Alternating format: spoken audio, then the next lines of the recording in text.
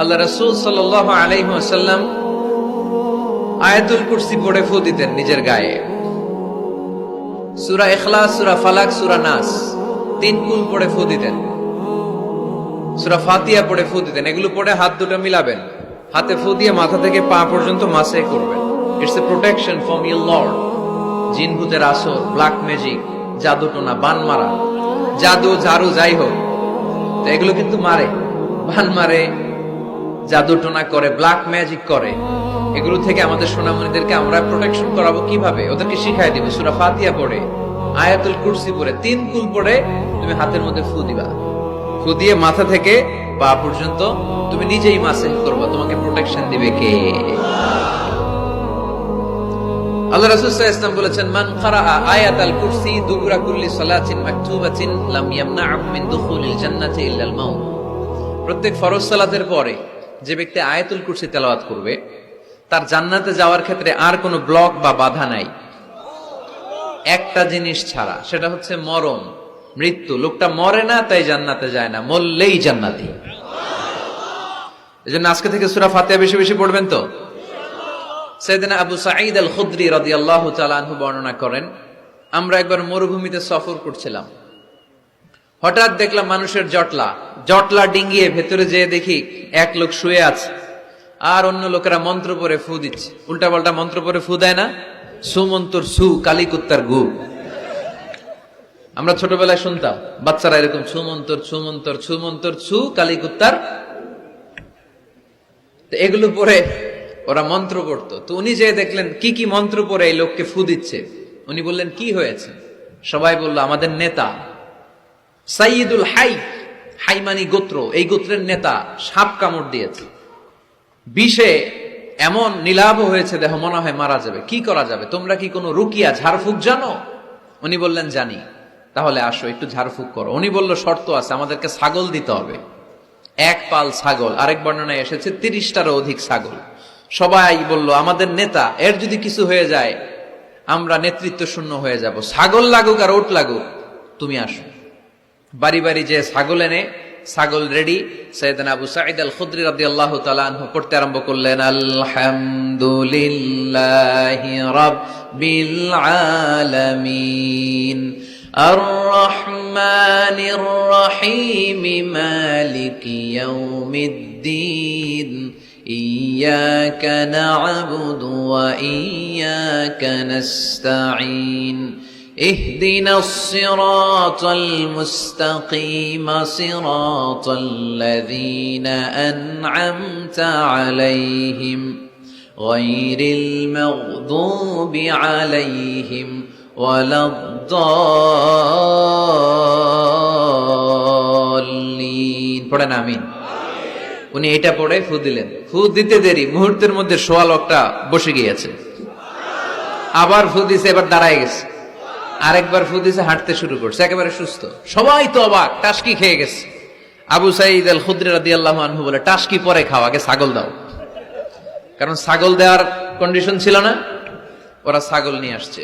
সাইয়েদনা আবু সাঈদ আল খুদরি রাদিয়াল্লাহু তাআলা আনহু আনন্দে এবার ছাগল নিয়ে সাহাবাদেরকে নিয়ে রওনা। পথিমধ্যে লেগেছে প্রচন্ড ক্ষুধা, তখন তারা কয়েকটা ছাগল জবাই করে খেয়েছে। খাওয়ার পরে পেট যখন ঠান্ডা, তখন ব্রেইন সচল।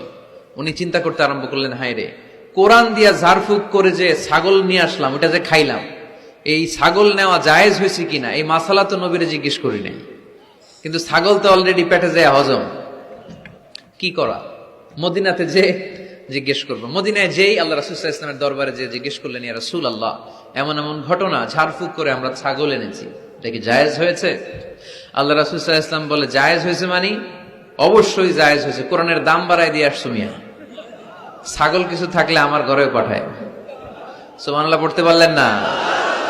ওয়ালাকাদ আতাইনাকা, বুখারীর হাদিস, ওয়ালাকাদ আতাইনাকা সাবআম মিনাল মাসানি ওয়াল কুরআনাল আযীম। নবী হে, নিত্য পাঠনীয় সপ্তবাক্য দিয়েছি, যেই দোয়া পড়ে ফু দিতে দেরি, অসুস্থ ব্যক্তি সুস্থ হতে দেরি হয়। এজন্য আল্লাহ ইরশাদ করেন, অনুনাজ্জিলু মিনাল কুরআনি মা হুয়া শিফাউন ওয়া রাহমাতুল লিল মুমিনিন ওয়া লা ইয়াজিদুয যালিমিনা ইল্লা খাসারা। এই কোরআনকে আমি শিফা হিসেবে নাজিল করলাম, এই কোরআনকে আমি রহমত হিসেবে নাজিল করলাম, এই কোরআনকে আমি তোমাদের জন্য হেদায়েত হিসেবে নাজিল করলাম। তোমাদের কোরআন রহমত এনে দিবে, বরকত এনে দিবে, শিফা এনে দিবে, কিন্তু জালেমদেরকে কিছু এনে দিবে না। ঠিক কি না? ওয়ালা ইয়াজিদিল যালিমিনা ইল্লা খাসারা। জালিমদের অকল্যাণ করবে, জালিমদের কল্যাণ নাই এই কোরআনে। জালিম যদি হেদায়েতের নিয়তে কোরআন পড়ে তাহলে কল্যাণ পাবে, তা না হলে কল্যাণ পাবে না। তো এখন থেকে আমরা যদি অসুস্থ হয়ে যাই, যেই সূরাটা পড়ে আমরা ঝাড়ফুঁক করব, সূরাটার নাম আরো জোরে বলেন, ফাতিহা। আসলে প্রতিদিন এই সূরাটা পড়ি, এই সূরাটার তাৎপর্য কি, মর্মবাণী কি আমাদের জানার দরকার আছে না? কিন্তু আমরা অনেকেই জানি না। জানি আরব বিশ্বে দেখবেন, ওনারা যখন তারাবির সালাত পড়ে, আযাবের আয়াত আসলে কাঁদে, জান্নাতের আয়াত আসলে দরাজ গলায় তেলাওয়াত করে। আপনারা কি করেন? আমরা করি না। কারণ ওনারা কি পড়ছেন সেটা তাৎপর্য আর মর্মবাণী ওনারা অনুভব করছেন। গত বছরের আগের বছর না, গত বছর আমি হজে শায়েখ আব্দুর রহমান সুদাইসির পেছনে নামাজ পড়লাম। উনি যখন সূরা কুরাইশ তেলাওয়াত করছেন, ফালিয়াবুদু রাব্ব হাযাল বাইত, এটা বলে তিনি কেঁদে দিলেন। কারণ উনি অর্থ বুঝতে পেরেছেন, আয়াতের অর্থ ফালিয়াবুদু রাব্ব হাযাল বাইত, এই কাবা ঘরের মালিক আল্লাহর ইবাদত করো, এই ঘরের রবের ইবাদত করো। আর ওই ঘরের সামনে দাঁড়িয়ে উনি ইমাম, উনি ওই ঘরের সামনেই দাঁড়ানো আর পড়তেছে এই ঘরের রবের ইবাদত করো। এটা যখন অনুভব করলেন, উনি আর নিজেকে ধরে রাখতে পারলেন না, উনি কান্না জুড়ে দিলেন। উনার পেছনে আমরাও কাঁদতে লাগলাম, কারণ ইমাম যেদিকে মুসল্লিও সেদিকে, উনিও কাঁদে আমরাও কাঁদি, কারণ অর্থ বুঝতেছি তো। আবার জান্নাতের আয়াত আসলে এমন সুরের ঝংকার তুলে তিনি তেলাওয়াত করে, মনে হচ্ছে যেন এখনই উপর থেকে রহমত নাজিল হচ্ছে। ঠিক কিনা? কিন্তু আমরা যখন তারাবির সালাত পড়ি, আমাদের কখন যে আযাবের আয়াত গেল, কখন যে জান্নাত গেল, আর কোন দিক দিয়ে জাহান্নাম গেল, কোন দিক দিয়ে ইউসুফ নবীর কাহিনী গেল, কোন দিক দিয়ে আমার নবীর ঘটনা গেল, কিছু টের পাই? শুধু আমরাই টের পাই না এমনটা না, যিনি পড়াচ্ছে উনিও টের পায় না। ঠিক কিনা? এজন্য আমাদের চোখ দিয়ে দাঁড় দাঁড় করে পানি নামে না, আমরা অশ্রুসিক্ত হই না। জান্নাতের আয়াত আসলে আমাদের মজা লাগে না, কোরআনটারে মজা লাগাইতে হবে। ঠিক কিনা? বুঝতে হবে মাতৃভাষায়। স্মার্টফোন ইউজ করেন কারা কারা দেখি? ওরে আল্লাহ, সবাই স্মার্ট তো দেখি, এত স্মার্ট মানুষ এখানে থাকে। তো এই স্মার্টফোনের ভেতরে কিন্তু কোরআনের অ্যাপস ডাউনলোড করা যায়। কোরআনের অ্যাপস ডাউনলোড করবেন, করে আপনি পড়বেন, যা বলার আল্লাহ সব বলে দিয়েছে, নতুন করে আর কিছু বলবে না। বলবে? এই কোরআন শুরু হয়েছে বিসমিল্লাহির রহমানির রহিম দিয়ে, বা দিয়ে, আর শেষ হয়েছে যে সূরা দিয়ে, সূরাটার নাম সূরাতুন নাস। ওই সূরার শেষ আয়াতটি এরকম, মিনাল জিন্নাতি ওয়ান নাস, শেষে সিন। বা আর সিন মিলালে কি হয়? বাস। এবার বাসে চড়ে কিশোরগঞ্জ শহর যাবেন? এই বাস কি ওই বাস না, এই বাস মানে যথেষ্ট, বাস মানে এনাফ, সাফিসিয়েন্ট।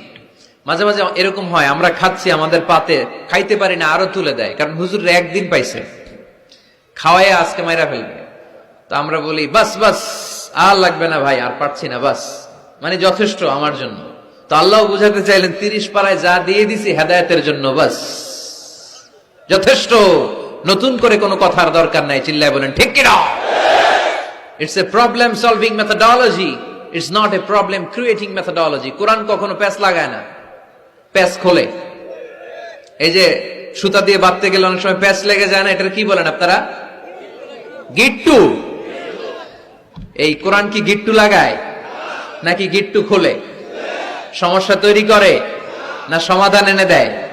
সমাধান চাও যদি জীবনে মরণে, ফিরে যাও খোঁজে নাও, চোখ রাখো কোরআনে। ঠিক কিনা? পড়েন সবাই। সমাধান চাও যদি জীবনে মরণে, ফিরে যাও খোঁজে নাও, চোখ রাখো কোরআনে। If you want the solution this dunya and akhirah, go back, have a look to the holy Quran. তাই না? সমাধান যদি চাই, চোখ রাখতে হবে কোথায়? নাকি এটিএন বাংলার পর্দায়? আসিতেছে আগামী শুক্রবার ওই পর্দায়, রঙিন পর্দায়, রূপালী পর্দায়, যেই বইয়ের দিকে চোখ রাখতে হবে বইটার নাম কোরআন। কোরআন, প্রিফেস অফ দ্য বুক।